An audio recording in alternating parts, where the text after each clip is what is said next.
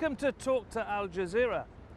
I'm Mark Sedden, and as world leaders prepare to gather for the United Nations General Assembly here behind me at United Nations headquarters in New York, I'll be talking to Secretary General Ban Ki-moon. 9 months into the job, what are the big issues he's facing? And of those issues, which are the most important? From climate change to Darfur and to peace in the Middle East, the Secretary General speaks his mind. Secretary General, thank you very much for joining us, and thank you for talking to Al Jazeera. I wonder if I could just begin by asking you, this is your first meeting of the General Assembly as Secretary General. With all the issues that you face, which do you think is the most pressing that faces you and the United Nations this coming week? This 62nd session of the General Assembly will be an intense period of multilateral diplomacy. We are going to discuss all the issues. It may be very difficult to pick out one important thing. If I may, I'd like to point out that climate change will be the most important issues. As you may agree, this is an issue which affects whole future of the human being. I'm going to convene high-level meeting on September 24th. I sincerely hope that the world leaders will be able to send out clear, focused, and strong message to the world that we must work together collectively to help this planet Earth more hospitable, environmentally sustainable place. In addition to this, I'm going to focus on many impending geopolitical issues, starting from Darfur, Iraq, Afghanistan, and Kosovo, and the Middle East. I'm going to convene, together with the leaders concerned of the countries, high-level meetings to address all these important issues. And ongoing reform will be very important for the United Nations. You mentioned climate change, and that is a big focus. We have scientists saying that global warming is happening much more quickly than many people thought, especially in the Arctic. Are you concerned that some of the big powers, the big polluters, China and the United States, for instance, aren't perhaps doing enough? Each and every countries, particularly major industrialized countries and major developing countries, they may have their own individual challenges. But at this time, rather than addressing all these individual issues, we must have pool collective wisdom and collective action to address this issue. It may be too late. Scientists say that the action should have taken yesterday. But if we take today, it may not be too late. Therefore, I would urge again that the whole international community must work together. At the same time, I would welcome any individual initiatives or measures by each and every country. But all these measures should be integrated into United Nations negotiation forum known as United Nations Framework Convention on Climate Change. When you became Secretary General, you said that Africa would be your priority, and you spent a lot of time in Africa, and you have made it your priority. But why do you think it's taken so long to get the international community to agree to a process in Darfur and Sudan? As you said, international community has waited too long, and people in Darfur have suffered too much. I am encouraged by credible progresses I have been able to make in close coordination with African Union and other international community. We must build upon all this. I have action plans in 3 areas. One is deployment of peacekeeping operations, known as a hybrid, to restore peace and security.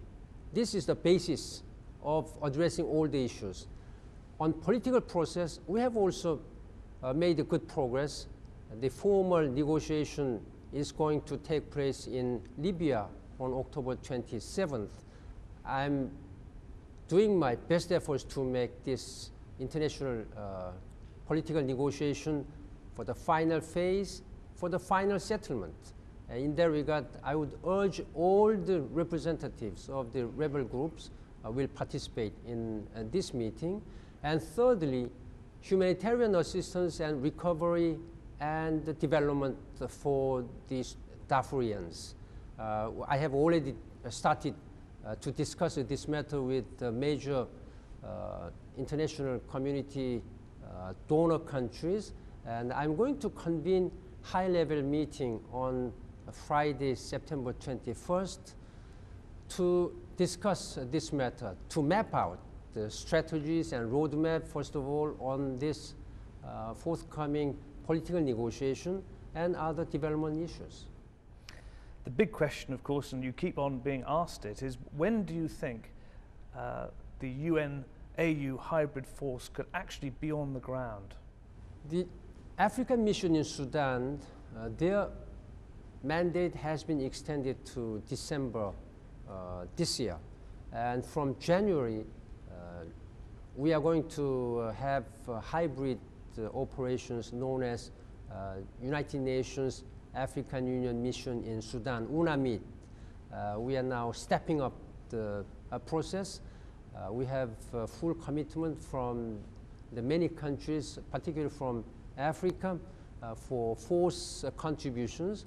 We are now talking about all this with the European and other donor countries for specialized units such as aviation, transportation, and other heavy equipment. Everything is going on well at track. I'd like to discuss this matter again in a high-level meeting on Friday. Are you confident that this time the Sudanese government have given the sort of assurances that you believe they will stand by? International community have felt much frustrations because of non-compliance of Sudanese government on many commitments. Now, their commitments and assurance will be tested. They must ensure to implement fully and faithfully all what they have pledged. I had a very good meeting with President Bashir on all this. He assured me that he will do his best efforts in implementing all his commitments, including administrative and logistical support. Secretary General, just briefly turning to the Congo, another terrible conflict that has cost many, many lives and is still continuing. Some of your commanders in the field have been saying that perhaps the monarch, the United Nations, needs to be taking tougher action with some of the rebel groups and others who are refusing to observe ceasefires because the civilians are suffering so much. This is a big issue for you, the UN, the Congo. Where do you see it going next?